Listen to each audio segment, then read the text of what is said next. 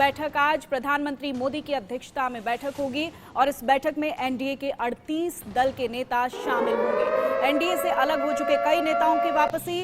2024 के चुनाव से पहले बीजेपी को मिलेगा बड़ा बूस्ट। ये बड़ी खबर आपको दे रहे हैं। प्रधानमंत्री मोदी की अध्यक्षता में बैठक होगी।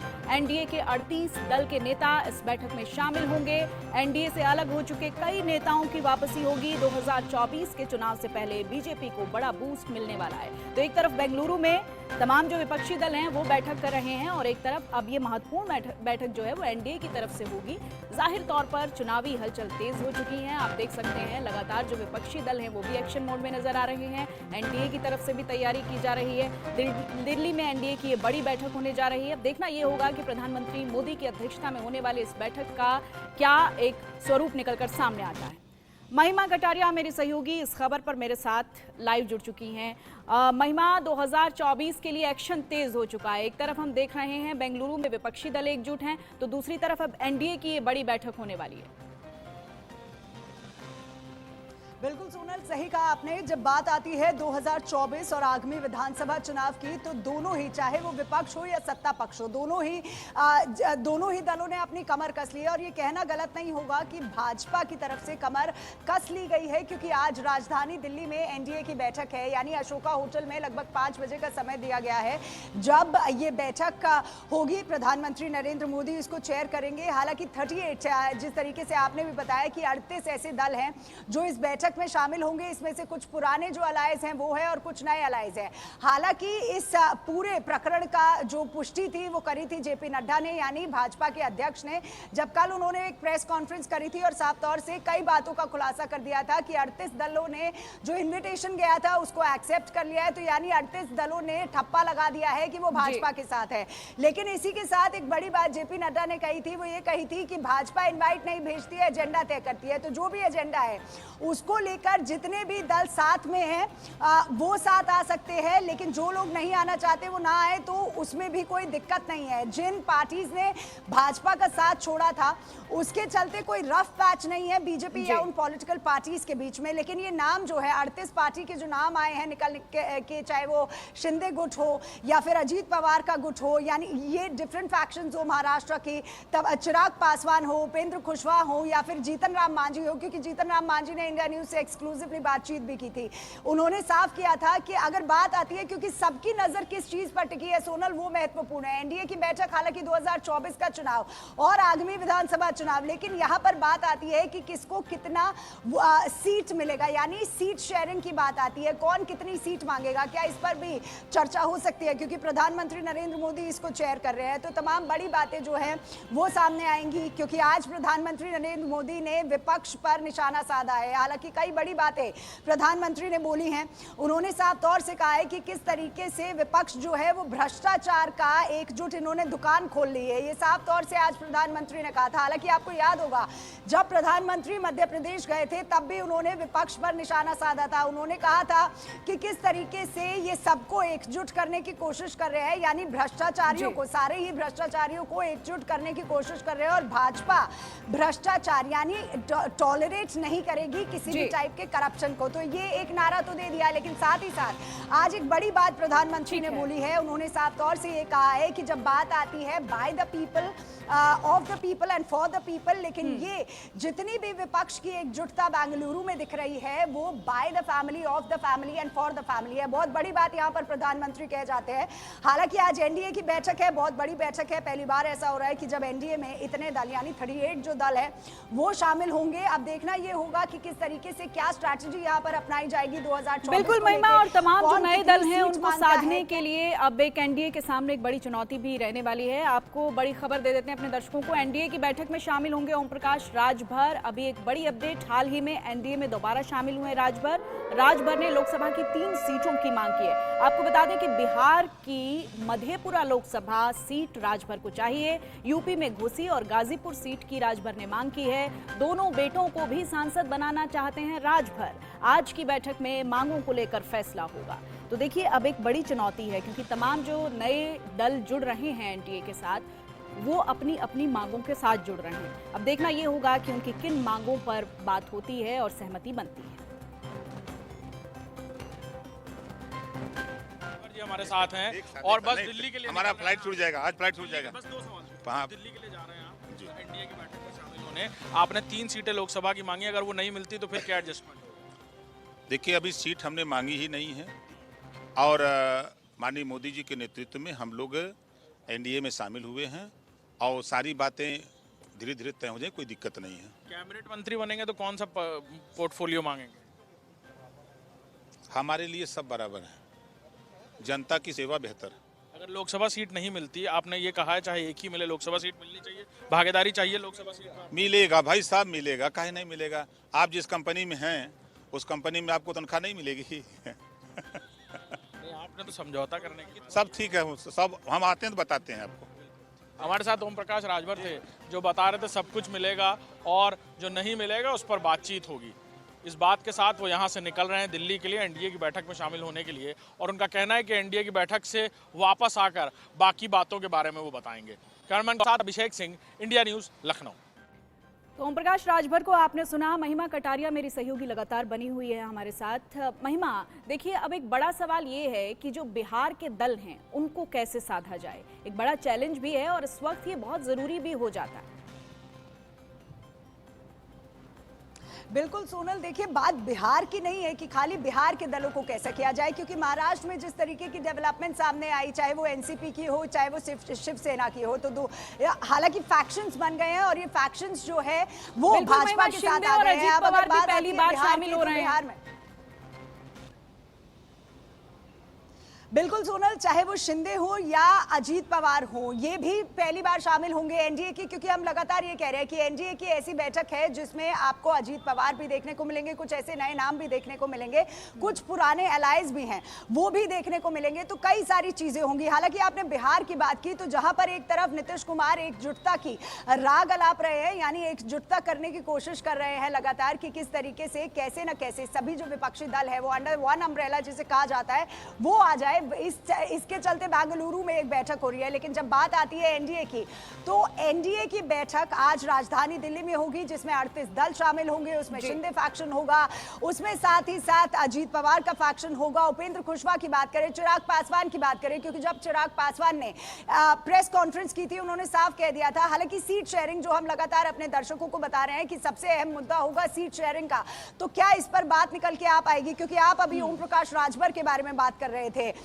तो इनकी जो पार्टी है, हालांकि समझना बहुत जरूरी है, इसका एनालिसिस करना बहुत जरूरी है कि एक तरफ ये अगर हम गेम ऑफ नंबर्स ना देखें कि विपक्ष की पार्टी के पास 26 नंबर हो गए और 38 नंबर जो है वो एनडीए के पास हो गए, अगर नंबरों को साइड कर दे तो एनालिसिस अगर सोनल इसका किया जाए कि किस तरीके से अब भाजपा फोकस कर रही है या टारगेट कर रही है, तो ये कहना गलत नहीं होगा कि भाजपा अपने आप को मजबूत करने के लिए क्षेत्रीय दलों का साथ ले रही है, यानी वो नंबर पे फोकस नहीं कर रही है। वरना अगर विपक्ष की बात करते हैं तो विपक्ष उन पार्टीज पर फोकस कर रही है जिनके पास सीट है, यानी हम देख के अंदर हैं कि जो पूर्वोत्तर राज्य हैं उनके कई जो छोटे दल हैं वो अब शामिल हो भी रहे हैं। निश्चित तौर पर आप सही कह रही हैं। महाराष्ट्र के सीएम एकनाथ शिंदे क्या कह रहे हैं वो अपने दर्शकों को जरा सुनवा देते हैं।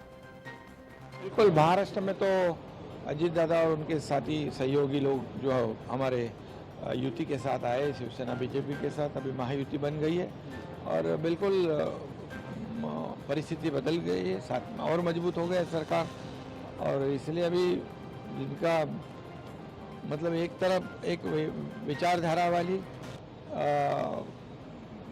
गठबंधन है और दूसरी तरफ आपको पता है कि उस पर अभी तो मैं टिप्पणी नहीं करूंगा, लेकिन अभी वो इतने सब मिलकर भी एक नेता नहीं बना पाए। और महिमा हमारी सहयोगी लगातार हमारे साथ बनी हुई हैं। महिमा, देखिए अब बहुत सारे चैलेंजेस हैं नो डाउट, लेकिन साथ ही साथ सवाल ये भी उठता है कि कई नए दल शामिल हुए हैं और कई नए दल जो हैं वो शामिल हो सकते हैं। आपकी जानकारी के अनुसार अब किस तरह की डेवलपमेंट्स और आगे रह सकती हैं इस बैठक के बाद? सोनल देखिए, जब बात आती है एनडीए की तो कई ऐसे दल यानी 8 या 6 के लगभग कई ऐसे नए दल हैं जो कि एनडीए में शामिल होंगे और कुछ ऐसे पुराने अलायंस हैं जो कि एनडीए का साथ देंगे। हालांकि जेपी नड्डा ने जब कल एक प्रेस कॉन्फ्रेंस की थी तो उन्होंने साफ कर दिया था कि भाजपा इनवाइट नहीं भेजती है, एजेंडा तय करती है।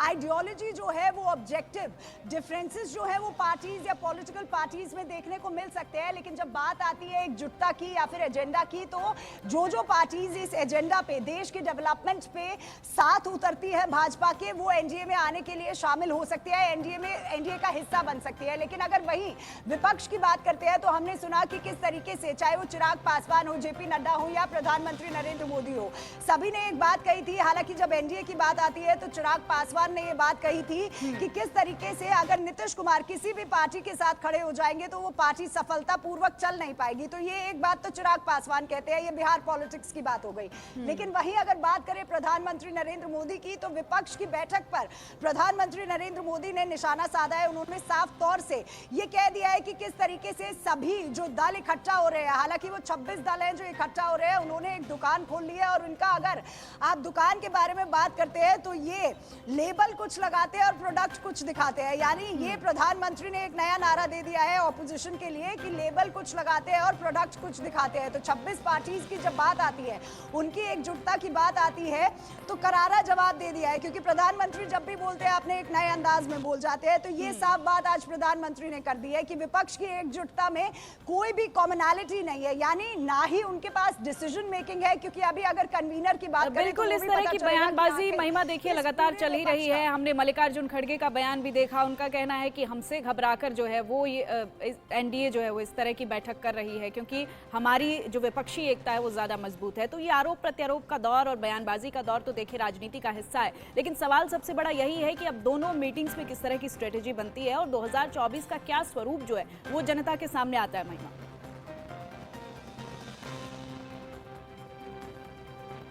है 2024 की या आगामी विधानसभा चुनाव की, तो दोनों ही चाहे वो विपक्ष हो या सत्ता पक्ष हो, दोनों ने ही कमर कस ली है। भाजपा ने लगातार, हालांकि ये एनडीए की जो बैठक है ये महत्वपूर्ण जरूर है क्योंकि इसमें डिफरेंट पॉलिटिकल पार्टीज जो है वो भाजपा का साथ दे रही है। लेकिन अगर स्ट्रैटेजी की बात करते हैं तो अमित शाह के नेतृत्व में बीएल संतोष, जेपी नड्डा, कई ऐसी तमाम 4 बैठक हुई थी जो बीजेपी की एक्सटेंशन बिल्डिंग में हुई थी। हालांकि 9 साल की बात करते हैं, 9 साल के प्रोग्राम की बात करते हैं तो प्रधानमंत्री नरेंद्र मोदी के नेतृत्व में यहां पर हर इंसान तक पहुंचा गया था, हर उस देशवासी तक पहुंचा गया था, पॉलिसीज की लगातार बात करी थी और प्रधानमंत्री ने साफ तौर से कह दिया था जो हार कर्नाटका के बाद मिली थी, अब आने वाला चाहे वो आगामी विधानसभा हो या 2024 का चुनाव हो, किसी को हारना नहीं है। तो स्ट्रैटेजी उसी हिसाब से बनाई जाएगी। हालांकि अगर एनडीए की बैठक की बात करते हैं तो क्षेत्रीय पार्टीज को अगर आप देखेंगे उसमें लिस्ट शिंदे फैक्शन को हटा दिया जाए, अजीत पवार के फैक्शन को हटा दिया जाए तो हालांकि महाराष्ट्र में बीजेपी स्ट्रांग नजर आ रही है। बाकी जगहों की अगर बात करते हैं या स्टेट्स की बात करते हैं जहां पर 2019 में कम वोट्स मिले थे भाजपा को, वो एक स्ट्रैटेजी निकल के सामने आएगी कि किस तरीके से जिन जिन स्टेट्स में या जिन जिन कॉन्स्टिट्यूएंसी में जहां पर बिल्कुल महिमा, और जो अभी तक जो दल शामिल हो रहे हैं, जो पार्टी शामिल हो रही हैं, अभी तक तो एनडीए के पास नंबर तो उनके पास ज्यादा हैं, नो डाउट सिचुएशन जो है वो मजबूत नजर आ रही है। अब देखना ये होगा कि आगे ये तस्वीर कैसे बदलती है। महिमा आपके पास लौटेंगे, इसी बीच एक बड़ी खबर आ रही है। 2024 के रण के लिए फिक्स हो गई है टक्कर। एनडीए के जवाब में विपक्ष ने बनाया इंडिया यानी Indian national democratic inclusive alliance. तमाम विपक्षी दल इंडिया गठबंधन का हिस्सा होंगे। तो एनडीए के जवाब में विपक्ष की तरफ से इंडिया बनाया गया है और लगातार इसको लेकर ट्वीट भी किए जा रहे हैं कि अब इंडिया कहने में भी एनडीए को पीड़ा होगी। एनडीए के जवाब में विपक्षी नेताओं ने इंडिया बनाया है। विपक्षी नेताओं की बैठक लगातार चल रही है। Indian national democratic inclusive alliance इसका नाम रखा गया है। 2024 के रण के लिए अब ये टक्कर फिक्स हो गई है। तमाम तरह की चुनौतियां इस वक्त विपक्ष के सामने भी हैं, जो कि तमाम दल जो हैं वो साथ तो आ गए हैं, लेकिन उनको साधा कैसे जाए और सीट शेयरिंग का जो फॉर्मूला है, कई ऐसे मुद्दे हैं जो इस बैठक में साफ होंगे। 2024 के रण के लिए अब विपक्षी दल एक साथ आ गए हैं। अब देखना ये होगा कि इम्पैक्ट क्या होता है। बड़ी खबर दे रहे हैं अपने दर्शकों को, तमाम विपक्षी दल एक साथ आए हैं 2024 के लिए प्रधानमंत्री नरेंद्र मोदी को टक्कर देने के लिए, एनडीए को टक्कर देने के लिए।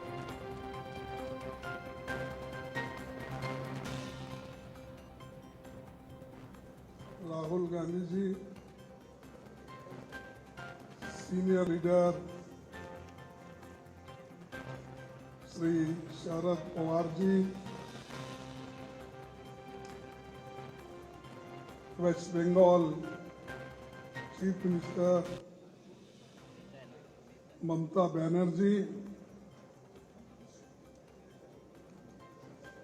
and CPM leader Sitaram Yechuri ji, Delhi Chief Minister Arvind Kejriwal ji, Punjab Chief Minister Bhagwant Singh Mann ji, Jharkhand Chief Minister Hemant Soren ji, Karnataka Chief Minister Sri Siddaramaiah ji, D. Raja ji, Y को नहीं आए शायद. So all the leaders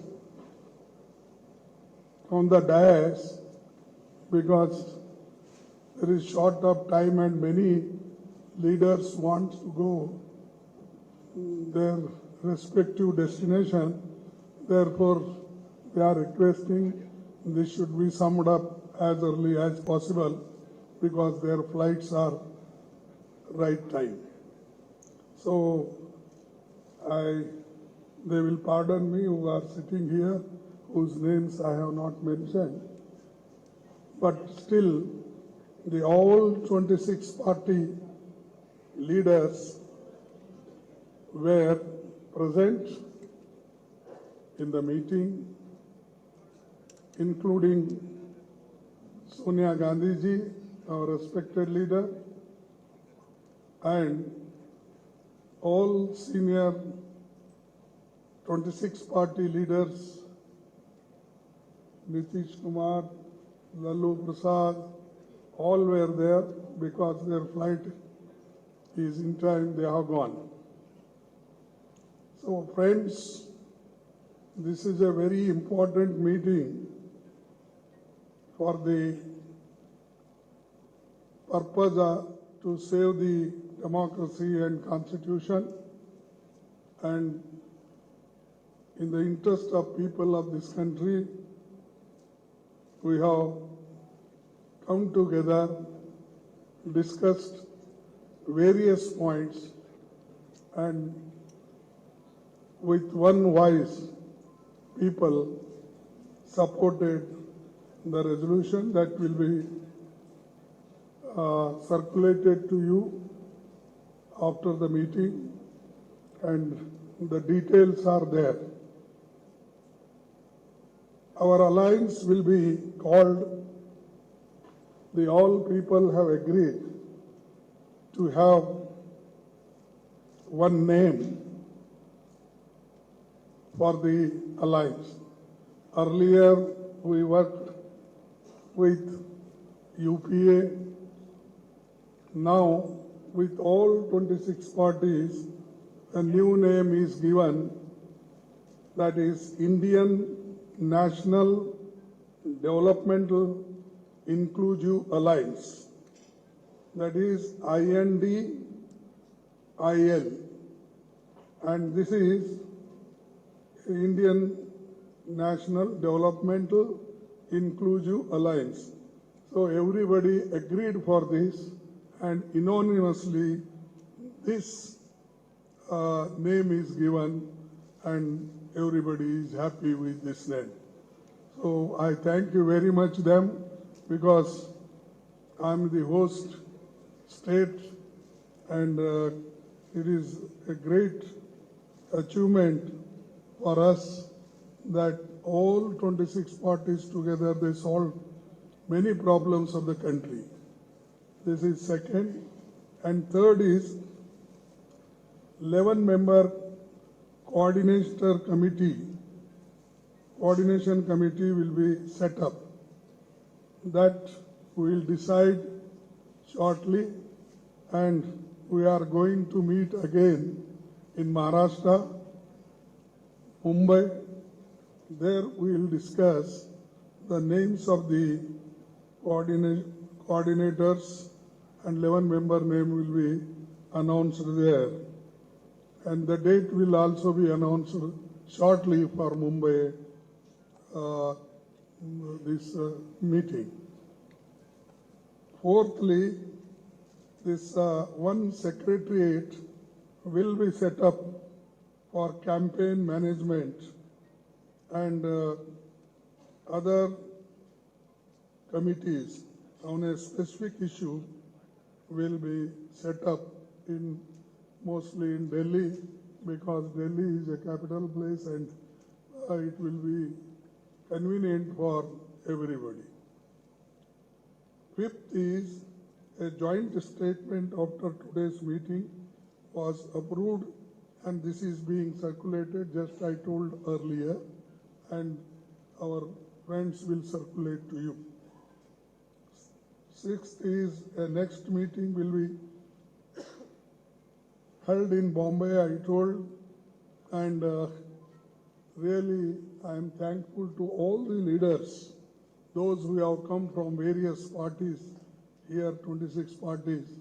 They gave very good suggestions, and particularly today's situation that the BJP government wants to destroy the democracy in this country, and also they want to destroy the constitution.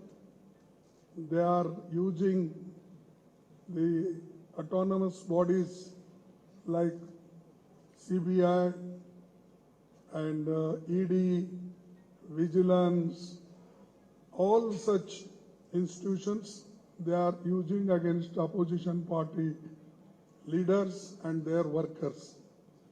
Therefore, there is a grave situation. To save this situation, we have come together, and country is important for us. Though we have got some differences in each state politically, but that is, we have kept that behind, not front. The front is only to how to save the country and people of this country. That is the issue before us, and that our leaders have shown. We should be together in the interest of the country, and they gave many suggestions, and we have accepted, and we will continue to follow it. Another thing is, earlier, first we met in Patna. There nearly 16 parties were there. Now 26 parties have joined, because some people did not come there, and many of the people came to Bangalore, and today 26 people, the parties have joined.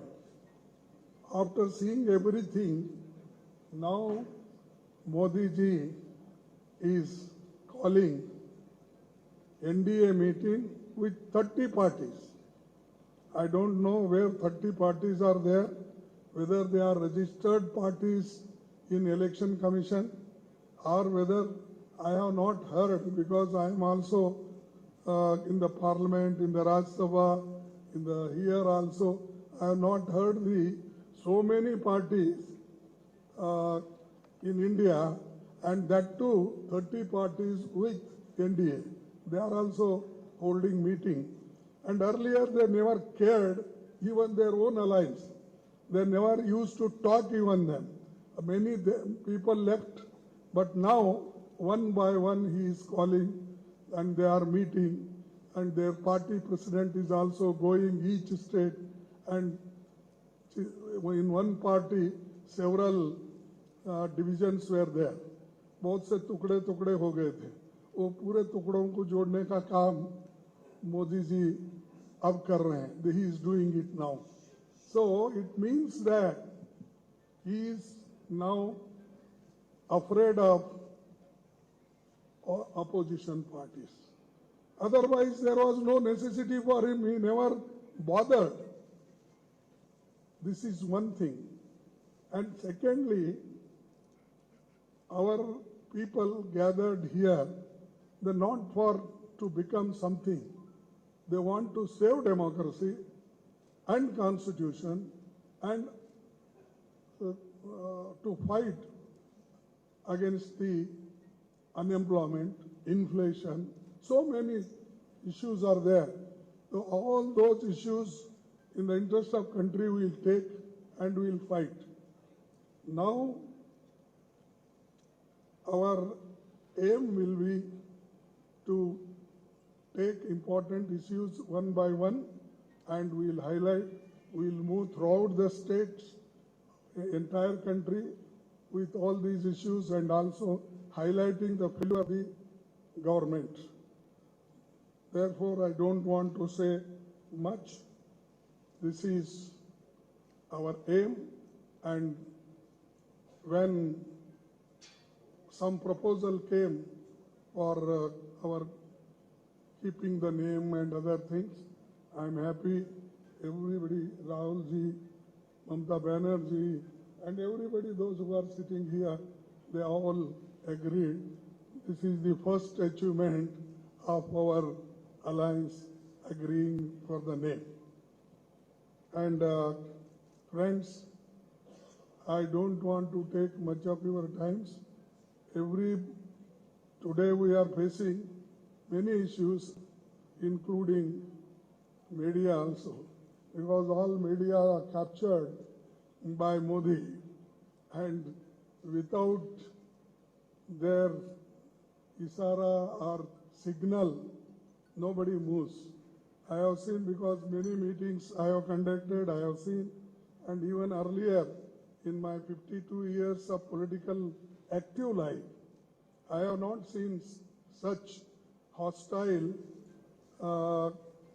information against us or against the opposition parties and suppressing the opposition leaders.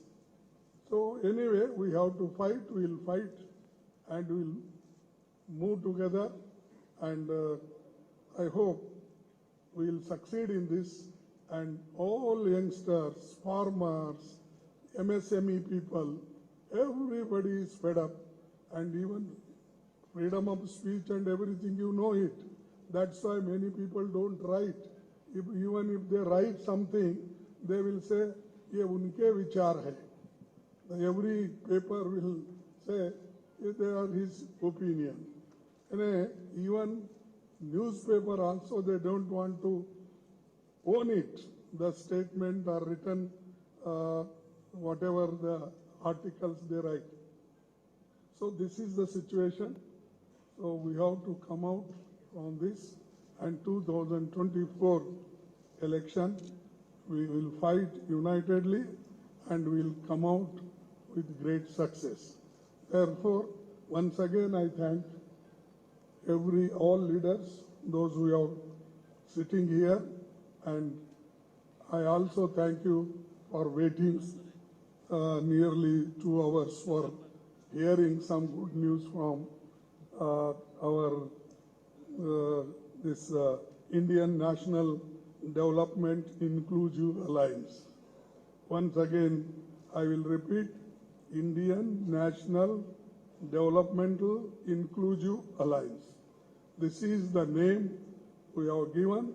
There is a lot of meaning in this, and I hope everybody will see this name and properly, because sometimes it happens, जरा लिखते वक्त इधर उधर लिख जाते हैं और शुरू से ही कमेंट भी हो जाता है, तो इसीलिए मैं बार बार पढ़ रहा हूँ. I am also writing this, speaking this. This is good for the country. This name emerged today, and I thank you very much, all of you, and also I thank you, persons, leaders who are sitting on the dais. Thank you, one and all.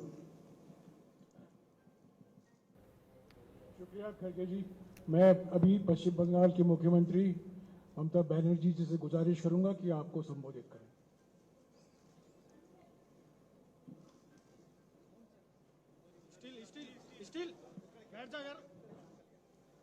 Thank you so much. Just now, Kharge जी ने आप लोगों को बताया. He has already mentioned everything, whatever we discussed in the meeting. Here also all the chief ministers, including Udhav, ex-chief minister, even I don't say ex-chief minister. Tomorrow they will be again coming. Arvind ji, Sitaram ji, Raja, Hemant, Maan, Staramaya ji, Ramesh ji, DK, our favorite Rahul Gandhi, Sharad Pawar ji, and all my youngsters who are sitting behind the dais, they are the future. So I thanks to everybody and thanks the Indian press, international, national, state and regional and local. Today the meeting was very good. It was constructive, fruitful, and I think from today it's a real challenge. We already started. हमारा जो alliance means जो 26 party का meeting हुआ, इसमें fair हुआ. पहले आप UPA के नाम सुना, एनडीए तो अभी भी है लेकिन एग्जिस्टेंस नहीं है. इसी के लिए आने वाला दिन देश में जो जिंदगी खतरा में है, चाहे दलित हो, चाहे माइनॉरिटी हो, चाहे हिंदू हो, चाहे मुस्लिम हो, चाहे सिख हो, चाहे ईसाई हो, चाहे मणिपुर हो, चाहे अरुणाचल हो, चाहे उत्तर प्रदेश हो, चाहे दिल्ली हो, चाहे बंगाल हो, चाहे बिहार हो, चाहे महाराष्ट्र हो, सरकार बेचना, सरकार खरीद करना एक ही काम है गवर्नमेंट का. इसी के लिए हम लोगों ने आज सब मिलके एक रियल चैलेंज लिया है. डिटेल्स खारगे जी ने आपको फुल फ्लेजेड नाम बताया, लेकिन इसका शॉर्ट फॉर्म में होता है India. Let us challenge India. NDA, can you challenge India? Bhajpa, can you challenge India? The other people, can you challenge India? We love our motherland. We are the patriotic people of this country. We are for youth, we are for students, we are for farmers, we are for Kishans, we are for Dalits, we are for good economy, we are for the country, we are for the world. So our challenge will be all focus, all publicity, all campaigning, all program. It will be under the banner of India. If anybody has a challenge, catch us if you can. Save India from disaster. Save India from atrocious terrible. Save atrocious terrible from Manipur. Save the people of India. Save India. इसको हम भारत बोलते हैं हिंदी में और English में India है. India को बचाना है, देश को बचाना है. भाजपा तो देश बेचने का सौदागिरी कर रहा है, देश बेचने का सौदागिरी कर रहा है, लोकतंत्र को खरीदने का सौदागिरी कर रहा है. इसी के लिए आज कोई इंडिपेंडेंट एजेंसी को भी काम नहीं करने देता है. कोई आदमी कोई अपोजिशन को सपोर्ट करते हैं, अपोजिशन स्टेट को, तो नेक्स्ट डे ईडी और सीबीआई और कोई चला जाता है और खाली धमक देता है हम 355 करेगा, हम 356 करेगा. हम लोगों ने आज 420 कर दिया, 420 धारा अप्लाई कर दिया पॉलिटिकली, जिसमें इंडिया जीतेगा, भाजपा हारेगा. भारत जीतेगा, भाजपा हारेगा. इंडिया जीतेगा और हमारा देश जीतेगा। यही मेरे को कहने हैं। Thank you so much. I am grateful to all of the political party. They have accepted the slogans of India, this name, alliance. The main foundation we started from today. Next Maharashtra, the meeting will be there. There the core committee and other, the manifesto, the common minimum program or whatever you say, the joint committee, so everything will be decided there also. So the meeting date, Khargeji will inform you later on. Thank you so much. Thanks a lot. Thanks to Karnataka Congress Party also and government also to organize this meeting. Thank you so much. शुक्रिया ममता जी। मैं अभी दिल्ली के मुख्यमंत्री अरविंद केजरीवाल जी से गुजारिश करूंगा कि वो आपको संबोधित करें।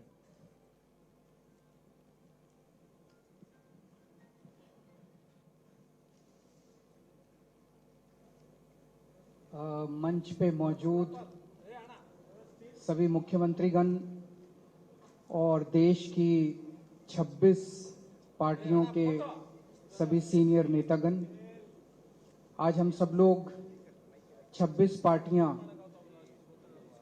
बेंगलोर में यहाँ पे एकत्रित हुए। ये दूसरी मीटिंग थी। पटना में 16 पार्टियां इकट्ठी हुई थी। तो ये अच्छी बात है कि कुनबा बढ़ रहा है। आज से 9 साल पहले इस देश के लोगों ने नरेंद्र मोदी जी को भारी बहुमत देके जिताया था। इन 9 साल के अंदर उनके पास मौका था, वो देश के लिए बहुत कुछ कर सकते थे, लेकिन इन 9 सालों में उन्होंने एक भी सेक्टर ऐसा नहीं है जिसमें हम कह सकें कि तरक्की हुई है। हर सेक्टर को बर्बाद करने में उन्होंने कोई कसर नहीं छोड़ी। सबसे बेस्ट तो है आप सेकंड क्लास की रेलवे की टिकट लेके किसी भी ट्रेन में चढ़ जाइए, आपको पता चल जाएगा कि आज से 4-5 साल पहले रेलवे ठीक ठाक चला करती थी। आज पूरी बर्बाद कर दिया इन लोगों ने रेलवे।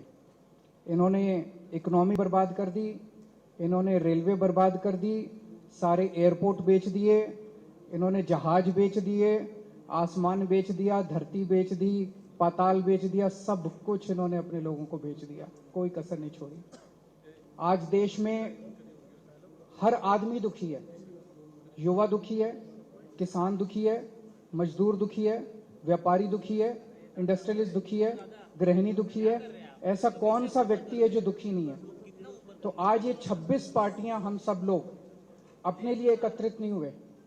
हम देश को एक तरफ बचाना है, जिस तरह से पूरे देश के अंदर नफरत फैलाई जा रही है उससे बचाना है, और दूसरी तरफ एक नए भारत का सपना लेके हम सब लोग इकट्ठे हुए हैं, जिसमें हर युवा को रोजगार मिलना चाहिए, हर गरीब बच्चे को अच्छी शिक्षा मिलनी चाहिए, हर बीमार आदमी को अच्छा इलाज मिलना चाहिए।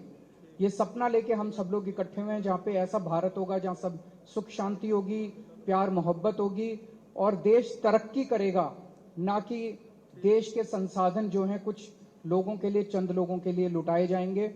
आज बहुत अच्छा डिस्कशन हुआ और मैं कर्नाटक सरकार को, कांग्रेस पार्टी को, सीतारामैया जी को बहुत बहुत धन्यवाद करना चाहता हूं आज की ये मीटिंग होस्ट करने के लिए। Thank you so much. शुक्रिया केजरीवाल जी। मैं अभी महाराष्ट्र के पूर्व मुख्यमंत्री उद्धव ठाकरे जी से निवेदन करूंगा कि वो आपको संबोधित करें।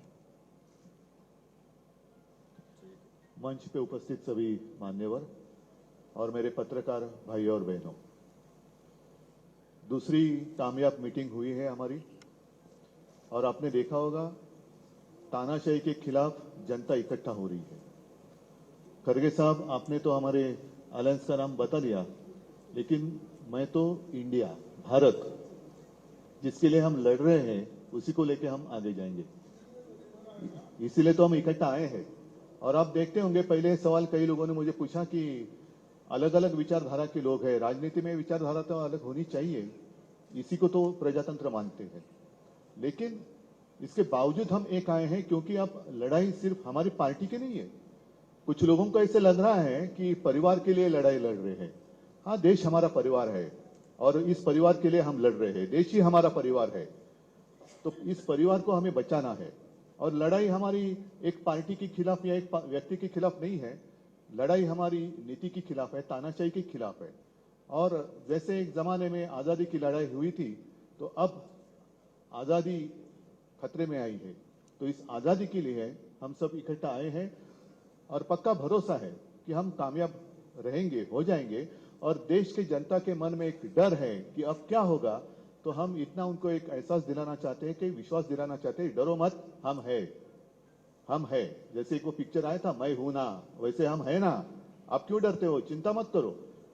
एक व्यक्ति या एक पार्टी मतलब देश नहीं हो सकता, पूरे देश की जनता मतलब देश है, और देश की जनता इंडिया और भारत बनकर सामने आएगी। अपने देश को हम सुरक्षित रखेंगे।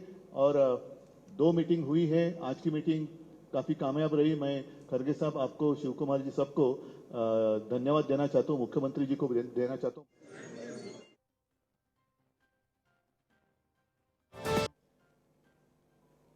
Indian national developmental inclusive alliance मतलब इंडिया। लड़ाई एनडीए और इंडिया के बीच में है, नरेंद्र मोदी जी और इंडिया के बीच में है, उनकी विचारधारा और इंडिया के बीच में है। आप जानते हो, जब भी कोई हिंदुस्तान के सामने खड़ा होता है, इंडिया के सामने खड़ा होता है, तो जीत किसकी होती है, कहने की जरूरत भी नहीं है।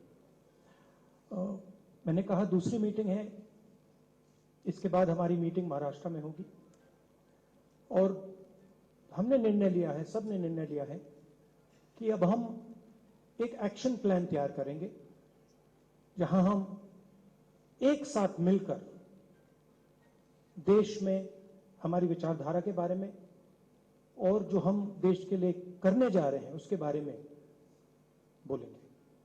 थोड़ा मैं अंग्रेजी में बोल देता हूं।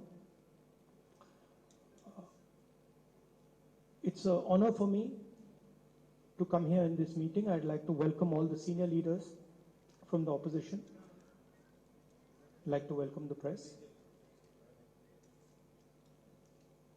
The idea of India is being attacked today. It is being attacked by the ideology of the BJP. The wealth of India is being snatched from the millions and millions of Indians and being handed over to a few business people who are close to the Prime Minister and to the BJP. Unemployment is spreading, prices are rising, and this is what the fight is about. The fight is about two different ideas of India. And while we were having this discussion, this name frankly emerged from the discussion, because we asked ourselves, what is the fight? Who is the fight between? And we realized the fight is not between two political formations. The fight is a fight to defend the idea of India.